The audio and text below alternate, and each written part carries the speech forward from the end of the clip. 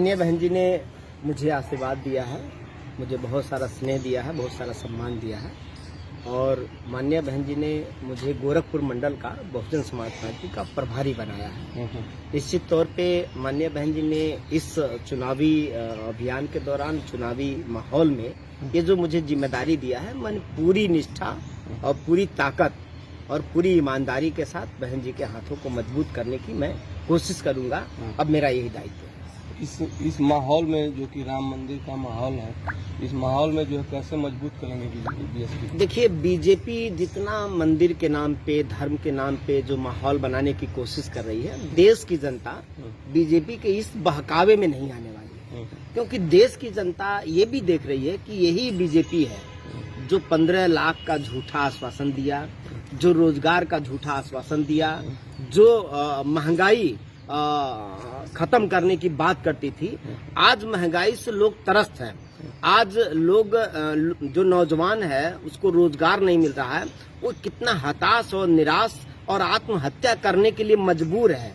तो ऐसे जो मुद्दे हैं समाज में उसकी बहुत जरूरत है इन मुद्दों पे काम करने के लिए। और बीजेपी की जो मजबूती लोग दिखा रहे हैं कि मंदिर के नाम पे, धर्म के नाम पे ये बहुत मजबूत है, तो मैं आपको बताऊं कि बीजेपी ग्राउंड पे कहीं नहीं है। बीजेपी अगर है तो सिर्फ अखबारों में है, बीजेपी अगर है तो सिर्फ टीवी में है, बीजेपी अगर है तो सिर्फ बड़े बड़े विज्ञापनों में है। बीजेपी के साथ, बीजेपी से इस बार देश की जनता ऊब चुकी है और इनके सारे जो लोक लुभावन, जो इनके फर्जी वादे थे, इसका हवा निकल चुका है और इस चुनाव में आम जनता इसका जवाब देगी, क्योंकि लोकतंत्र में सबसे बड़ी जनता है।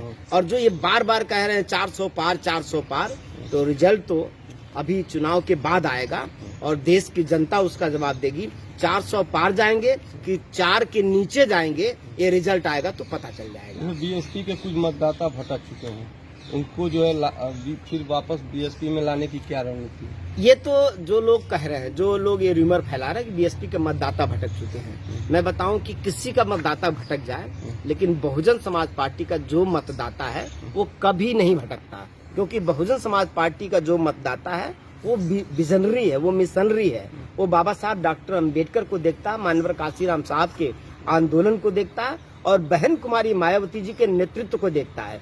इसलिए बहुजन समाज पार्टी का जो मतदाता है वो कल भी था और आज भी है और आने वाले दिनों में और मजबूती के साथ अन्य जो लोग हैं, न्याय पसंद लोग हैं, वो हमारे साथ जुड़ रहे हैं। आपने देखा कि जब 2007 में बहुजन समाज पार्टी की पूर्ण बहुमत की सरकार बनी थी, उस समय लोग कहते थे कि बसपा सरकार में नहीं आएगी, लेकिन बसपा पूर्ण बहुमत की सरकार बनाई थी। ये चमत्कार था लोगों की नजरों में। तो इसलिए आने वाला जो दिन है, वो रिजल्ट आपको जो मिलेगा चुनाव के बाद, वो बहुजन समाज पार्टी बहुत मजबूती से उभर के देश के अंदर आएगी। किन मुद्दों के साथ मैदान में है, क्या चुनौती है?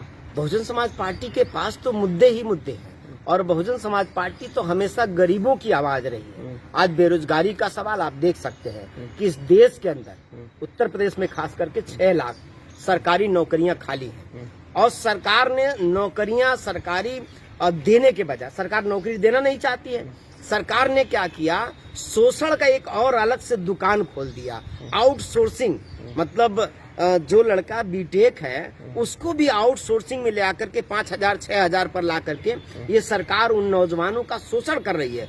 और जो बीटेक करके लड़के आए, तमाम पढ़े लिखे लड़के आए, उनको आउटसोर्सिंग में ले जा करके आत्महत्या करने के लिए मजबूर किया जा रहा है। ये मसला है, बहुत बड़ा मुद्दा है कि जो पढ़ा लिखा नौजवान है उसको उसकी क्वालिफिकेशन, उसकी योग्यता के अनुसार रोजगार नहीं मिल पा रहा है। अगर बहुजन समाज पार्टी सरकार में आती है तो सबसे पहले उन नौजवानों को अस्थायी और सरकारी और पक्की नौकरी देगी। ये बहुजन समाज पार्टी का काम पीछे भी रहा है। आपने देखा कि लाखों की संख्या में सरकार ने, बसपा की सरकार में सफाई कर्मियों की नियुक्ति की गई थी, अस्थायी नौकरी दी गई थी, पद क्रिएट किया गया था, वो आउटसोर्सिंग नहीं था। और जिन परिवारों को, जिन लोगों को नौकरी मिल गई, आज उनका परिवार खुशहाल है, वो उनके बच्चे पढ़ रहे हैं। लेकिन 5,000 वाला, 6,000 वाला जो आउटसोर्सिंग परिवार, जो लड़के नौकरी कर रहे हैं, पूछिए कि वो क्या कर पा रहे हैं। और सरकार ये आउटसोर्सिंग को भी रोजगार कह रही है, जबकि सरकार को मैं बताना चाहता हूँ कि रोजगार का मतलब सम्मानजनक जीवन होता है। वो तो जलालत की जिंदगी सरकार दे रही, जो आउटसोर्सिंग बीच में ले आई है, वो नौजवानों को जलालत की जिंदगी दे रही है। इससे बहुजन समाज पार्टी देश के नौजवानों को मुक्त कराएगी। कुछ लोग बीएसपी को बीजेपी की बी टीम बताते हैं, ये कहाँ तक सच है?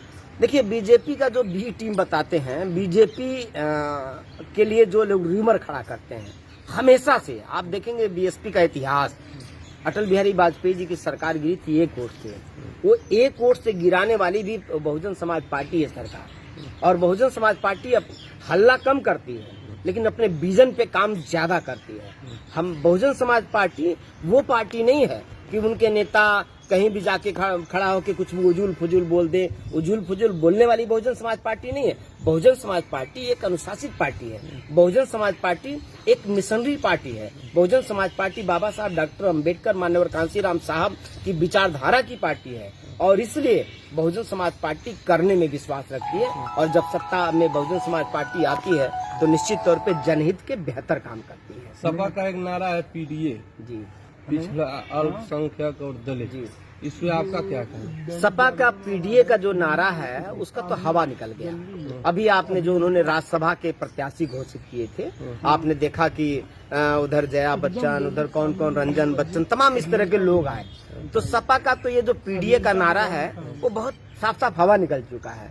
और यही वो समाजवादी पार्टी है, इसको तो कभी दलित माफ ही नहीं कर सकता है। ये समाजवादी पार्टी जब प्रमोशन में आरक्षण का बिल देश के सदन में रखा गया था तो किसी भी पार्टी ने ये वो बिल नहीं फड़वाया, वो समाजवादी पार्टी ने फड़वाया था। समाजवादी पार्टी ही वो पार्टी है जो दलितों का सबसे ज्यादा नुकसान, ठेकेदारी में आरक्षण, जो बहन कुमारी मायावती ने जो गरीब समाज के लोग, दलित और पिछड़े गरीब समाज के जो लोग, जिनको उत्थान के, आर्थिक उत्थान के लिए एक रास्ता निकाला था, ठेकेदारी में आरक्षण दलितों को मिला था, वो समाजवादी पार्टी ने खत्म किया।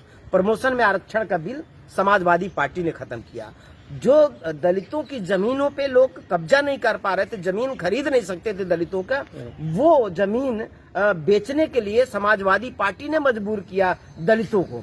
तो दलितों का तो जो पीडीए का जो नारा है अखिलेश यादव का, वो बहुत खोखला नारा है।